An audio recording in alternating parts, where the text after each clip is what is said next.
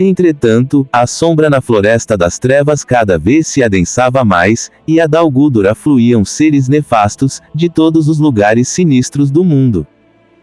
E eles estavam mais uma vez unidos sob o comando de uma única vontade.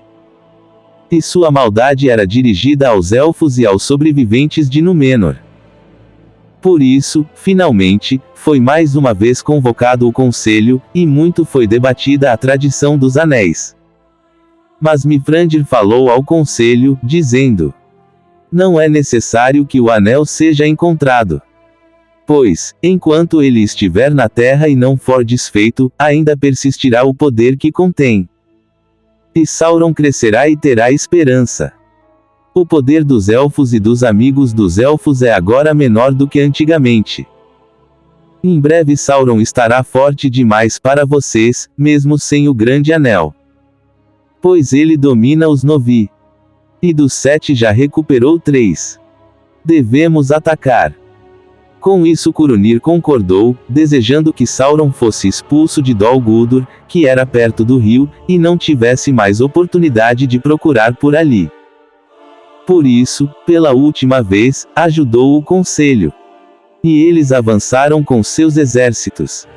Investiram contra Dol Guldur e expulsaram Sauron desse reduto. E a Floresta das Trevas, por um curto período, voltou a ser saudável. Contudo, seu ataque foi muito tardio. Pois o Senhor do Escuro o previra e há muito tempo vinha planejando todos os seus movimentos. E os Uleri, seus 9 servos, foram antes dele a fim de tudo preparar para sua chegada. Portanto, sua fuga foi apenas um fingimento, e ele logo voltou. E, antes que os sábios pudessem impedi-la, retornou a seu reino em Mordor, onde reergueu as torres sinistras de Barad-dûr. E naquele ano o Conselho Branco se reuniu pela última vez. Curunir retirou-se para Isengard, e não se aconselhava com ninguém a não ser consigo mesmo. Os orques estavam concentrando suas forças, e muito ao leste e ao sul os povos bárbaros se armavam. Então, no meio de um medo que se avolumava e de rumores de guerra, o prenúncio de Elrond provou-se verdadeiro. E o anel de fato voltou a ser encontrado, por um acaso ainda mais estranho do que até mesmo Mifrandir havia previsto. E o anel permaneceu oculto a Curunir e a Sauron. Pois ele havia sido tirado do Anduin muito antes que por ele procurassem, tendo sido encontrado por um indivíduo dos pequenos povos pesqueiros que moravam às margens do rio, antes que os reis desaparecessem em Gondor. E foi levado por quem o encontrou para um local fora do alcance de qualquer busca, um esconderijo escuro sob as raízes das montanhas. Ali permaneceu até que, no mesmo ano do ataque a Dol Guldur, foi novamente encontrado por um viajante que fugia da perseguição de orques e se embrenhou nas profundezas da terra. Passou então o anel para um país distante, para a terra dos Perianati, o povo pequeno, os pequenos, que moravam no oeste de Eriador. E até esse dia eles haviam sido considerados insignificantes por elfos e por homens.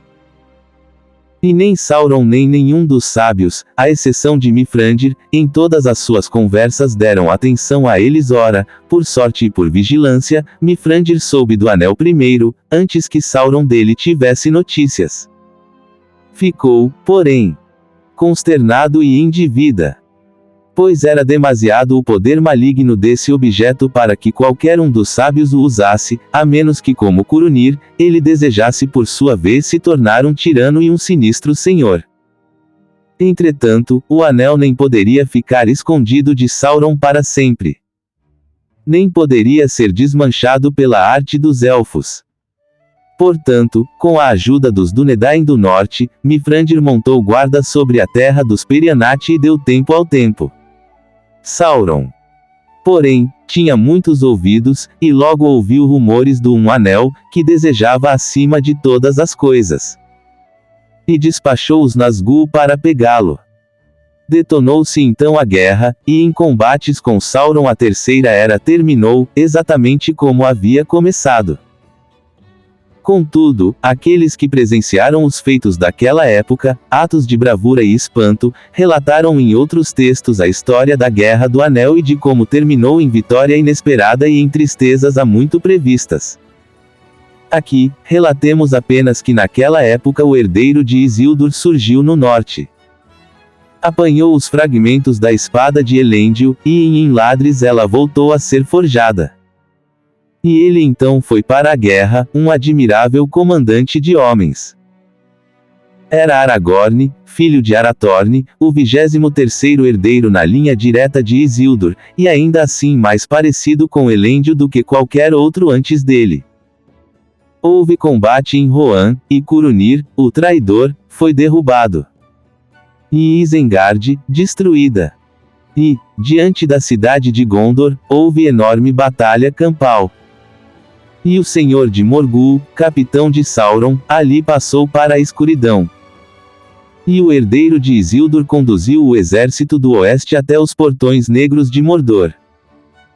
Nessa batalha final estavam Mifrandir, os filhos de Elrond, o rei de Rohan, senhores de Gondor e o herdeiro de Isildur com os Dúnedain do norte. Ali, no final, eles contemplaram a morte e a derrota. E toda a sua bravura foi inútil, pois Sauron era forte demais. Entretanto, naquela hora ficou provado aquilo que Mifrandir dissera, e a ajuda veio das mãos dos fracos quando os sábios tropeçaram. Pois, como muitos versos cantaram desde então, foram os Perianati, os pequenos, habitantes de encostas de colinas e campinas, que lhes trouxeram a salvação. Pois disse que Frodo, o pequeno, a pedido de Mifrandir aceitou a responsabilidade e, sozinho com seu criado, passou por perigos e pela escuridão para afinal chegar, contra a vontade de Sauron, à própria Montanha da Perdição. E ali, no fogo em que fora forjado, Frodo atirou o grande anel de poder. E assim ele foi desfeito, e seu mal, consumido.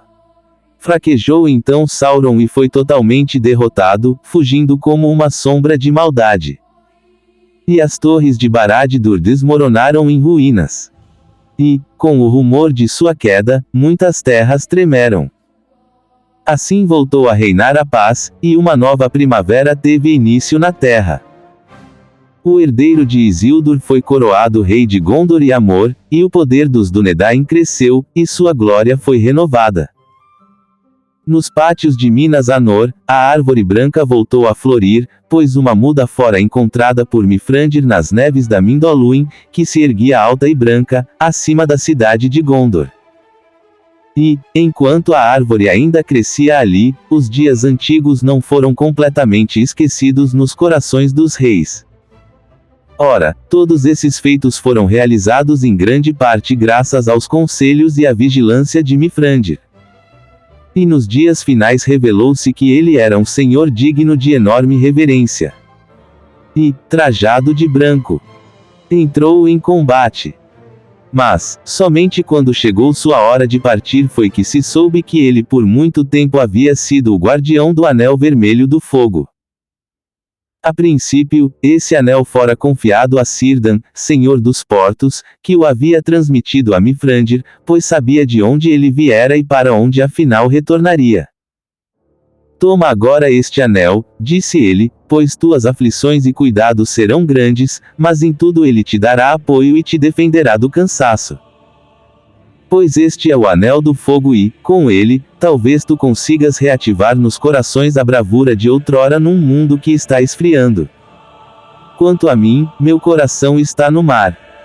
E vou permanecer junto às costas cinzentas, protegendo os portos até a partida da última embarcação. Então, esperarei por ti. Branca era a nau. Muito demorou sua construção e por muito tempo ela aguardou o final do qual Círdan falara. Porém, quando todos esses fatos aconteceram, e o herdeiro de Isildur havia assumido o comando dos homens, tendo sido passado para ele o domínio do oeste, também ficou claro que o poder dos Três Anéis havia terminado. E, para os Primogênitos, o mundo se tornara velho e cinzento. Nessa época os últimos Noldor zarparam dos portos e deixaram a Terra-média para sempre. E depois de todos, os guardiões dos Três Anéis chegaram ao mar. E o mestre Elrond embarcou ali, na nau preparada por Círdan.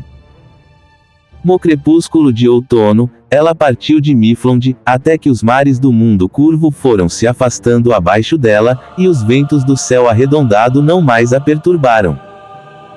E, sustentada no alto, acima das névoas do mundo, passou para o antigo oeste, e chegou o fim para os Eldar de prosa e verso.